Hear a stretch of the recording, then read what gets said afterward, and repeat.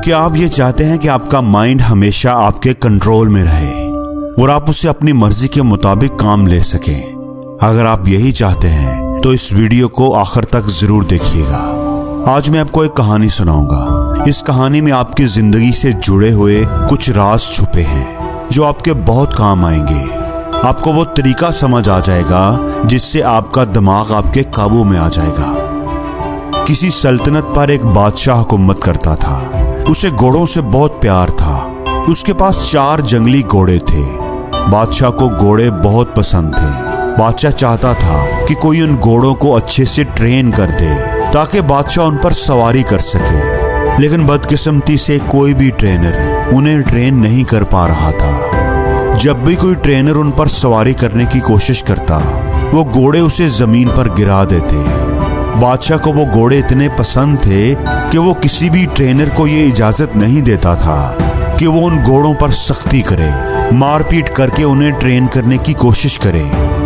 बादशाह ने अपनी सल्तनत में ये मनादी करवा दी थी कि जो कोई भी उन घोड़ों को अच्छे से ट्रेन करेगा उसे 1 लाख सोने के सिक्के इनाम में दिए जाएंगे। इस इनाम के लालच में कई लोग आए, लेकिन घोड़े से गिरकर अपनी टांगें, अपनी हड्डियां तड़वा बैठे।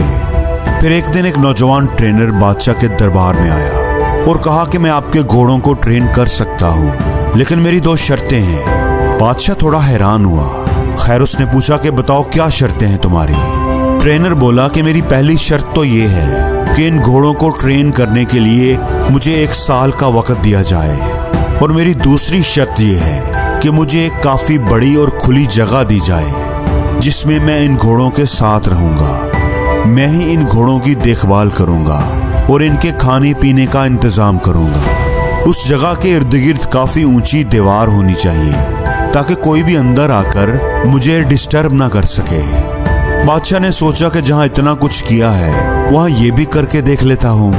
बादशाह ने कहा, ठीक है, तुम कल से आ जाना, तुम्हारी सारी शर्तें पूरी कर दी जाएंगी। वो ट्रेनर वादे के मुताबिक कल आ गया और सभी घोड़ों को एक बड़े से बाड़े में ले जा करके उसने छोड़ दिया, खुला छोड़ दिया।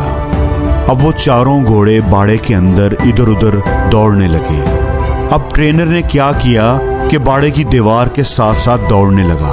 कुछ देर दौड़ भाग करने के बाद उसने घोड़ों को चारा खिलाया, पानी पिलाया, खुद भी खाना खाया और आराम से उसी बाड़े में लेट गया। घोड़े अब भी बाड़े के अंदर आजाद थे।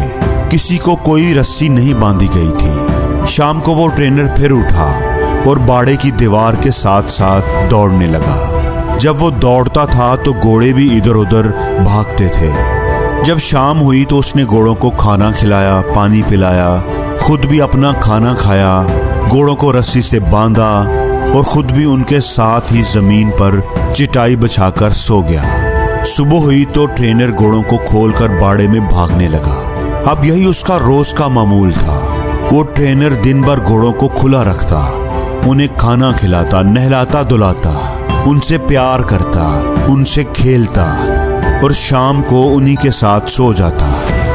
आहिस्ता आहिस्ता घोड़ों को ये लगने लगा था कि ये ट्रेनर उनका दोस्त है, क्योंकि जब से वो ट्रेनर आया था वो चारों घोड़े आजादी महसूस करने लगे थे। घोड़े भी अब ट्रेनर को प्यार करने लगे थे। ऐसा करते करते 6 महीने गुजर गए। एक दिन बादशाह सलामत घोड़ों की ट्रेनिंग देखने के लिए आए।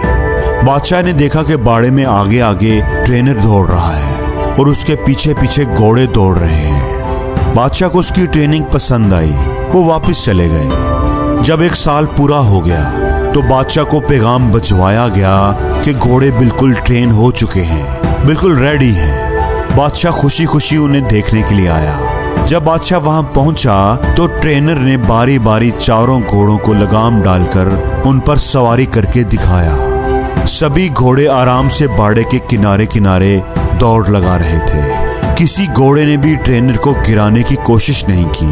बादशाह ने पूछा कि ये तुमने कैसे किया? ऐसा तो कोई भी नहीं कर सका। तुमने ये खास काम कैसे किया? ट्रेनर ने कहा कि पहले मैं इनके साथ रहकर, इनको आजादी देकर इनका दोस्त बन गया। मैंने इनका एतमाद हासिल किया। फिर मैं इनके साथ दौड़ता था तो ये भी मेरे साथ साथ दौड़ते थे। फिर आहिस्ता आहिस्ता मैंने इनकी पीठ पर काठी रखने की कोशिश की। शुरू में ये इसे गिरा देते थे, फिर आहिस्ता आहिस्ता ये सीट को लेकर दौड़ने लगे। फिर मैं इनकी कमर पर बैठता था जब ये खड़े रहते थे। कुछ देर बैठता था और फिर उतर जाता था। जब घोड़े मुझे पीठ पर बिठाने लगे तो फिर मैं उनकी पीठ पर बैठकर उनको दौड़ाने लगा। अब नतीजा आपके सामने है। बादशाह ये जानकर बहुत खुश हुआ। उसने उसे सोने के सिक्के भी दिए और उसे हमेशा के लिए उन घोड़ों की देखभाल के लिए नौकरी पर भी रख लिया। दोस्तों, अब ये तो एक कहानी थी जो आपको जरूर पसंद आई होगी, लेकिन हमें तो ये देखना है कि हमें इस कहानी से क्या सीख मिलती है, क्या सबक मिलता है, ये कहानी हमें क्या सबक देती है। तो बात कुछ ऐसी है कि हर इंसान के अंदर, इस दुनिया में मौजूद हर इंसान के अंदर भी ऐसे ही 4 घोड़े होते हैं जो उसके कंट्रोल में नहीं होते। परेशानी का घोड़ा, गुस्से का घोड़ा, घमंड का घोड़ा, लालच का घोड़ा। और कहानी में जो ट्रेनर है वो है आपका दिमाग, आपकी अकल, आपकी समझदारी।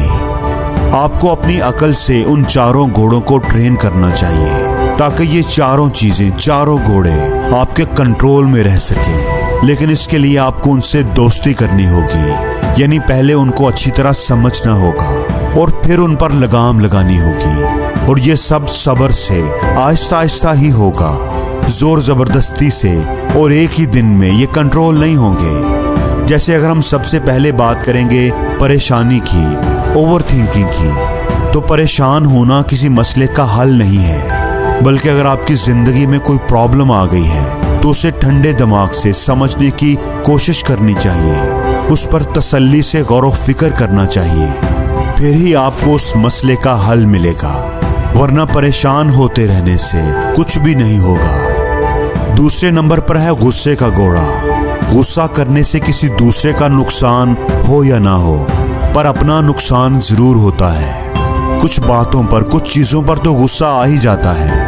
जैसे अगर कोई आपकी इंसल्ट करे या आपके साथ कोई ज्यादती करे तो गुस्से का आना लाजमी है। लेकिन कब, कहां और कितना गुस्सा करना चाहिए, कब करना चाहिए और कब नहीं करना चाहिए, कब हमें अपने गुस्से पर काबू पाना चाहिए, उसे कंट्रोल करना चाहिए और कैसे कंट्रोल करना चाहिए, यही अपने ट्रेनर यानी अपनी अकल की मदद से उस गुस्से के घोड़े को आहिस्ता आहिस्ता सिखाना चाहिए। तीसरा है घमंड का घोड़ा। ये काम मैं कर सकता हूँ, इसे खुद एतमादी कहेंगे, लेकिन ये काम सिर्फ मैं ही कर सकता हूँ, इसे घमंड कहेंगे। हमें खुद पर एतमाद करना चाहिए, खुद पर फख्र करना चाहिए, लेकिन खुद पर कभी भी घमंड नहीं करना चाहिए। यही बात हमें अपनी अकल के जरिए इस तीसरे घोड़े को समझानी चाहिए। चौथा घोड़ा है लालच। लालच अगर इल्म का हो तो अच्छा है, लेकिन अगर जहालत और बेइल्मी का हो तो बुरा है। लालच अगर सही तरीके से, समझदारी से, मेहनत से रिज़्क़े हलाल कमाने का हो तो अच्छा है, लेकिन लालच जल्दी से, गलत तरीके से, नाजायज कामों से दौलत हासिल करने का हो तो बुरा है। यही फर्क अपने उस चौथे घोड़े यानी लालच को समझाना चाहिए। और जिंदगी में हर रोज कुछ नया सीखो, नया सोचो, नया करो।